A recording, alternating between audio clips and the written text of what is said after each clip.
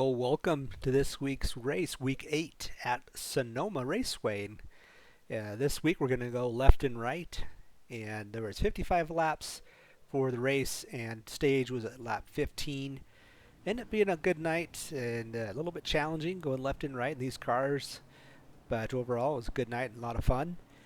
Smaller field than normal as people chose not to attempt the left and right race tonight, and didn't do much setup changes in this one, so we won't go over practice much. It was just a bunch of running laps trying to get comfortable with the car, and felt pretty good during practice. And we'll get to the race. Okay, end up qualifying P8, 8th position in this race. Not bad. Best qualifying of the year so far. Okay, here we go for the start of the race. We'll take lap 1, come down here to the hairpin, and then towards the front stretch. Give you a taste of what the first lap looks like. We're all bunched up, ready to go. Started out the race feeling pretty nervous. I couldn't quite shake the jitters, so I didn't want to use up all my X's in the first lap.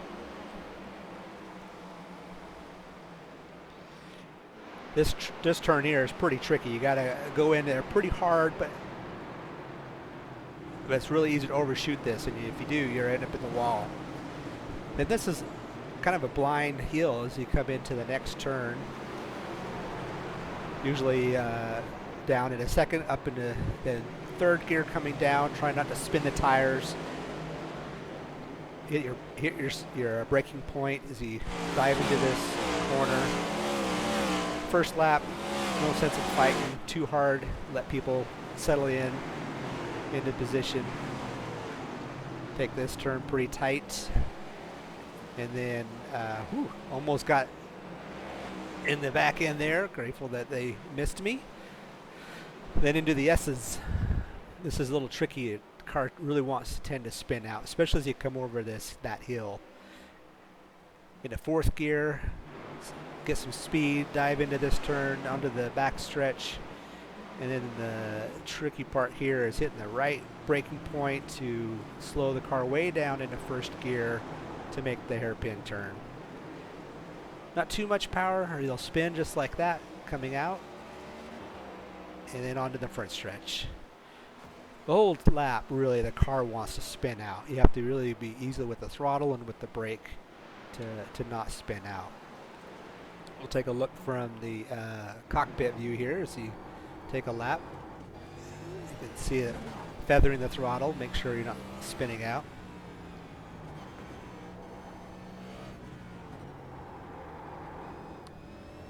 A couple cars get together, able to get around them with no problem.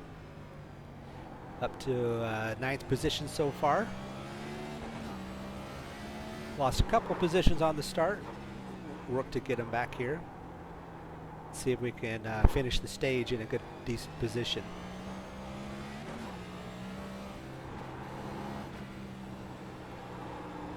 You can hear that back end wanting to slide around, but here you can really lose the back end as you come up over that hill. Let those turns, get on the brakes, back into third gear, downshift. Try to stay out of the dirt just like that. Dive into here, hit your braking point into the hairpin turn. Down to first gear. I like to come out of 2 so I don't have any wheel spin. As much speed as possible. And try to go up the hill in as much speed as possible as well, without overdoing it, overcooking that turn.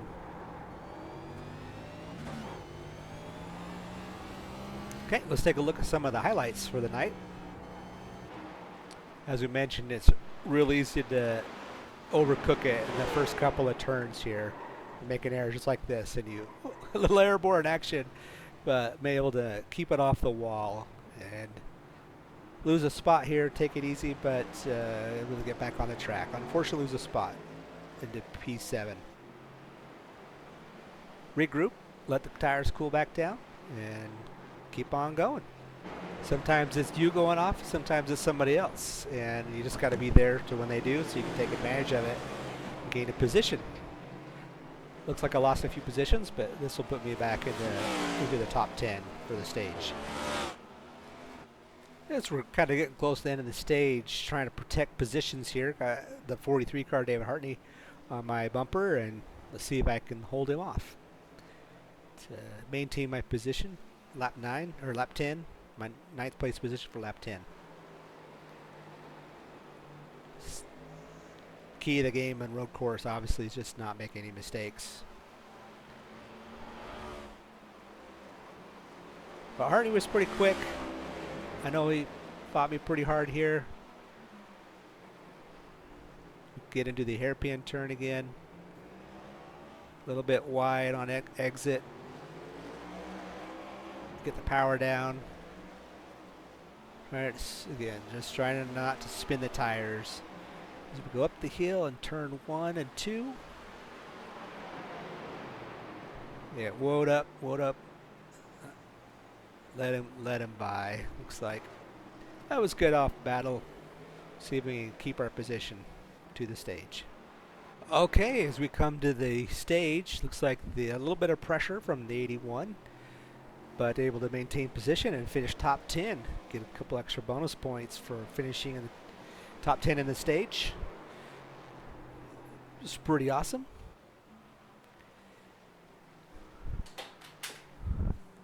As the caution's out, most everyone's going to pit here. Quite a few people end up taking fuel only. Looked like I decided to take fuel and 4 tires. You never know if the race is going to go, so you might as well take tires when you can get it.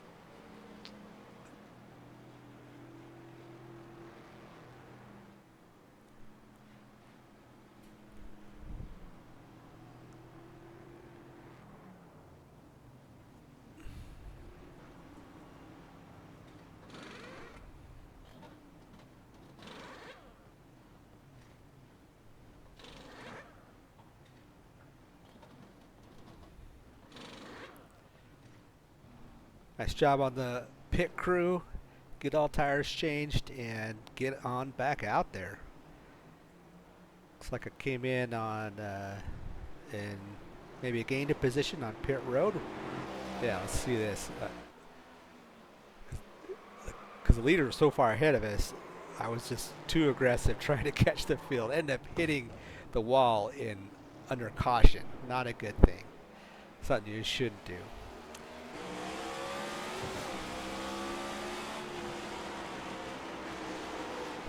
Tires are pretty cold. Want to take it a little easy going into this start. Don't want to cause any massive chaos. Dive into turn 2. Right underneath the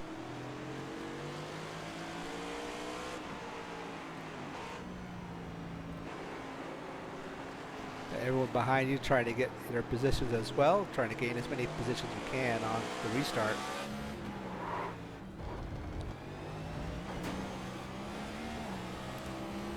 Was fighting the 81 here for position.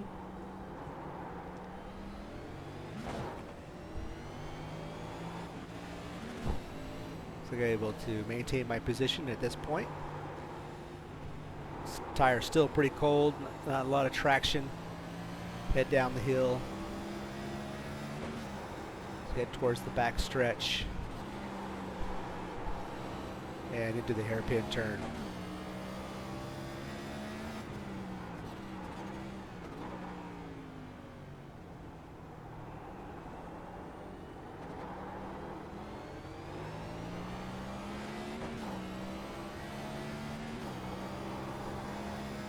A little bit loose out of there.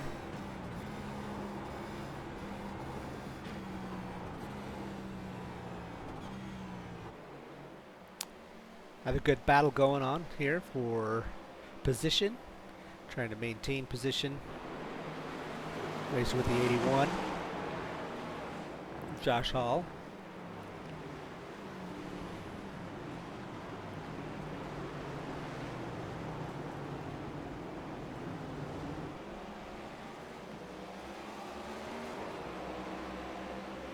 Still running in the top 10. Not too bad.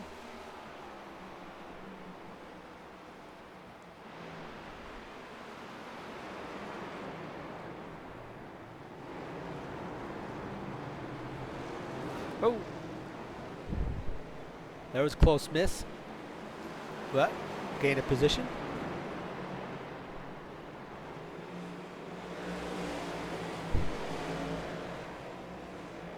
And gained a little bit of time on number 55.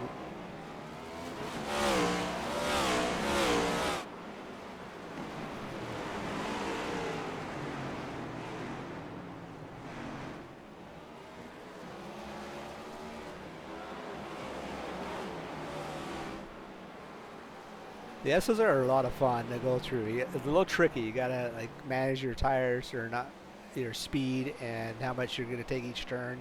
It's really easy to overdrive those turns in the S's. And really easy to go off in the dirt here. Had a pretty clean race up to this point, and felt pretty good. I felt like I was gaining on the 55 and holding my position. Oop, got a little bit loose there. Regroup.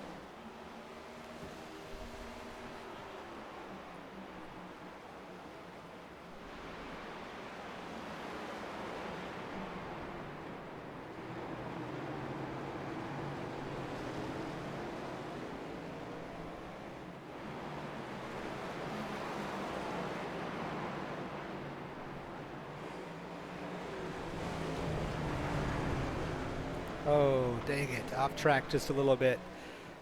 No sense in diving back on, but get back in line and try to keep position. Get around the 52 or 92. And unfortunately, the 81 gets by. Losing position there, but so easy to go off track here. Well, this is where my night kind of starts to unravel. Battling pretty hard here with the 17. Seems like 17 and I were battling him all night. And I definitely was holding him up a little bit, especially coming into some of these turns. He was a little more aggressive. I could do okay with him on in the S's. Unfortunately, he tags me, spins me out, and the 92 wasn't able to figure things out, and it tagged me in the door as well. I'm going to correct myself. Let's get going. But lose multiple positions as we gather back up. See if we can catch back up to the field and get some positions back.